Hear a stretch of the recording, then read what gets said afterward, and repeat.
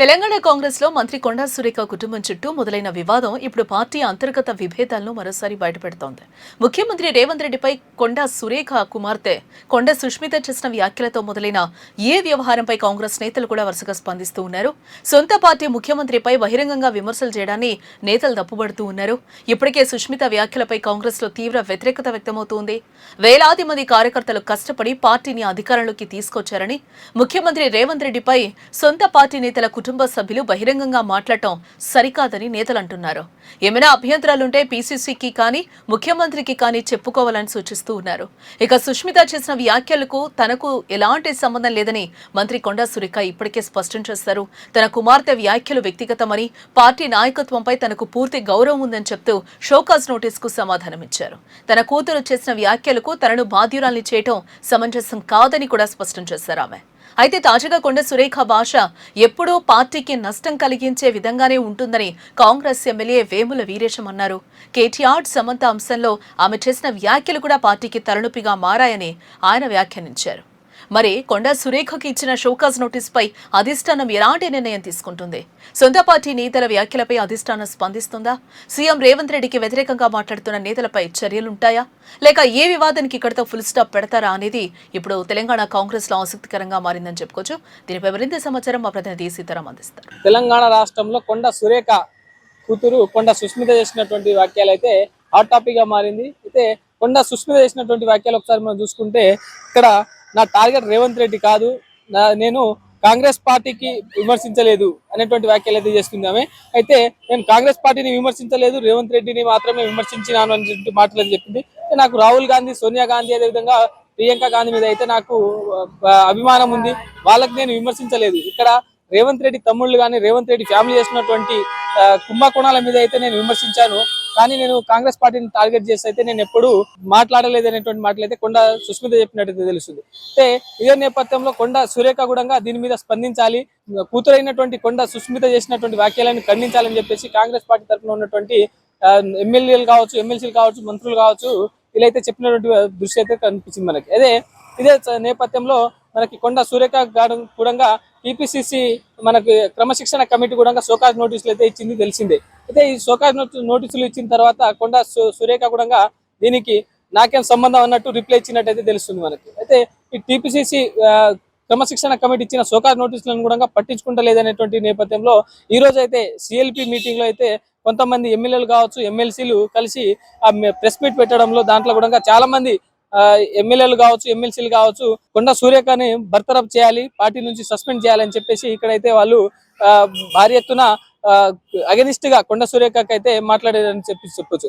కొంతమంది మనం చూసుకోవచ్చు, ఇక్కడ ఏదో ఎమ్మెల్యేలు కానీ ఎమ్మెల్సీలు కానీ ఆ కాకి పిల్ల మాటలు చెప్పినటువంటి మాటలు మనకి కొండా సురేఖనే చెప్పించింది, అది కొండా సురేఖకు అన్ని తెలుసు అనేటువంటి మాటలే చెప్తున్నారు. అయితే మనకి కాంగ్రెస్ పార్టీలో ఇది మొత్తం ఓవరాల్ గా చూసుకుంటే మనకి ఇక్కడ వనపర్తిలో కూడా ఇదే చిన్నారెడ్డి కావచ్చు, అదేవిధంగా ఇప్పుడున్నటువంటి ఎమ్మెల్యే మేఘారెడ్డి అనే వ్యక్తి కూడా కావచ్చు, వాళ్ళ మధ్యలో కూడా కొన్ని ఘర్షణలు అయితే జరుగుతున్నాయని చెప్పేసి ఈ రోజు అయితే మేఘారెడ్డి ఎవరైతే ఉన్నారో వనపర్తి జిల్లా ఎమ్మెల్యే ఈరోజు ఢిల్లీలో వాళ్ళ కార్యకర్తలతోని మీటింగ్ అయితే సమావేశం ఏర్పాటు చేసినారు.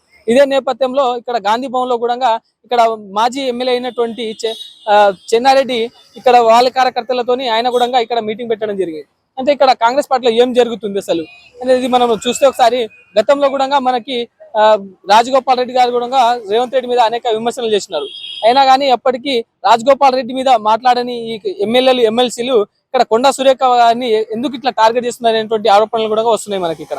అయితే ఇక్కడ ఇదే సందర్భంలో ఇక్కడ మనకి తెలంగాణ ముఖ్యమంత్రి అయినటువంటి రేవంత్ రెడ్డి గారు అయితే తెలంగాణలో లేరని చెప్పొచ్చు. ఇక్కడ ఇప్పుడు ఆయన విదేశీ పర్యటనలో ఉన్నారు. ఇదే ఇక్కడ జరుగుతున్నటువంటి సమాచారం అంతా తెలుసుకొని ఇక్కడ అధిష్టానం కూడా ఆయనకి పర్యటనకి రద్దు చేసి ఇక్కడ యుఎస్కి వెళ్లాల్సిన రేవంత్ రెడ్డి గారు అయితే మళ్ళీ తిరిగి 23వ తారీఖు తిరిగి హైదరాబాద్ చేరుకుంటారనేటువంటి వార్తలు కూడా మనకు వినిపిస్తున్నాయి. అయితే ఇక్కడ రేవంత్ రెడ్డి పర్యటనను కూడా ఇక్కడ అడ్డుకొని ఇక్కడ ఉన్నటువంటి ఇక్కడ తెలంగాణ రాష్ట్రంలో జరుగుతున్నటువంటి రాజకీయ సంక్షోభాలు అయితే చాలా తీవ్రంగా అయితే నడుస్తున్నటువంటి మాటలు అయితే వినిపిస్తున్నాయి. అయితే మనకి ఇక్కడ కొండా సురేఖ విషయానికి వస్తే మనకి గతంలో కావచ్చు, ఇప్పుడు కావచ్చు కొన్ని ఆరోపణలు ఉన్నాయి కొండా సురేఖ మీద. ఈ ఆరోపణలు గతంలో క్షమించినాం, కొండా సురేఖ ఏం తప్పు చేసినా కానీ దానికి కాంగ్రెస్ పార్టీ ఎదుర్కొంటుంది, అదేవిధంగా రేవంత్ రెడ్డి గారు కూడా ఎదుర్కొంటున్నారని చెప్పేసి ఇక్కడ ఉన్నటువంటి ఎమ్మెల్యేలు కావచ్చు, ఎమ్మెల్సీలు కావచ్చు అయితే ఇక్కడైతే వాళ్ళు చెప్పినటువంటి మాట.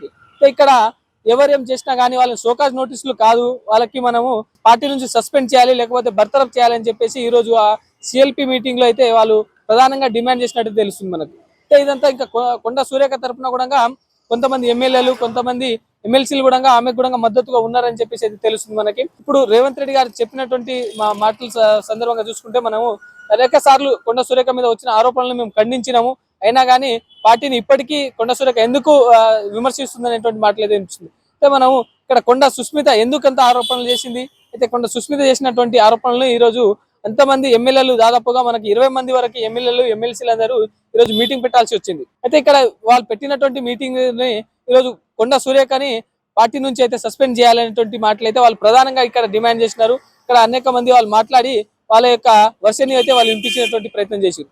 ఇక్కడ మన కొండా సురేఖ కూడా మాకు రేవంత్ రెడ్డినే మాకు టార్గెట్ అని స్పష్టంగా అయితే చెప్పినట్టయితే తెలుస్తుంది మనకి. అయితే ఇక్కడ మాకు కాంగ్రెస్ పార్టీ విమర్శించలేదు నేను, ఇక్కడ నాకు రాహుల్ గాంధీ కావచ్చు, ప్రియాంక గాంధీ కావచ్చు, అదేవిధంగా ఇక్కడ సోనియా గాంధీ కావచ్చు, వాళ్ళ మీద మాకు అభిమానం ఉంది, వాళ్ళకి నేను విమర్శిస్తలేను. కానీ ఇక్కడ రేవంత్ రెడ్డి ఎవరు అనేటువంటి మాటలు అయితే చెప్తుంది ఆమె.